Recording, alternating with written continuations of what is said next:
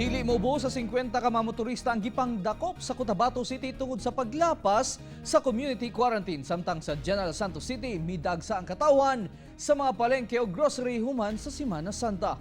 Atong ibalik si Cyril Chavez.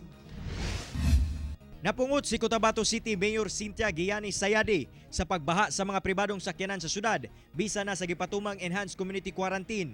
Tungod nangunay ang mayor sa pagpangdakop sa mga motorista gikan buntag hantod sa udto. Tagalaing lugar matud pa ang mga motorista nga nakalusot sa checkpoint gamit ang ilang quarantine pass ug task force sticker sa ilang lugar nga dili kuno applicable sa Cotabato City.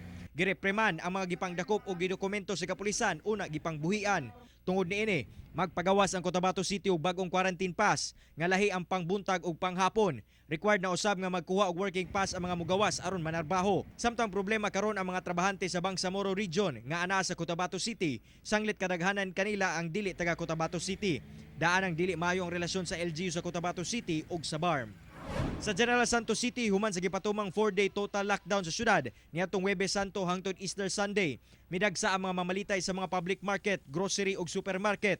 Busa wa na matuman ang social distancing. Nagdasok ang mga tao sa gawas tungod sa kataas sa pila. Ang mga sakyanan wala na usab mituman sa number coding scheme. Sa Lagaw Public Market, walay undang ang pagyawyaw sa barangay tanod ug pulis gamit ang megaphone aron abugon ang mga mamalitay ug pahinumduman sa social distancing. Samtang sa palengke sa barangay San Isidro, ginapalinya ang mga musulod sa palengke. Ang sentrong public market ginabantayan sa mga pulis o gina-check ang body temperature sa mamalitay. Gani sa usa ka dakong supermarket sa Jensan, naabtan sa curfew hour ang mga naggrocery tungod sa kadaghang nangumpra human sa upat ka adlaw nga total lockdown. Ako, si Cyril Chavez para sa One Mindanao.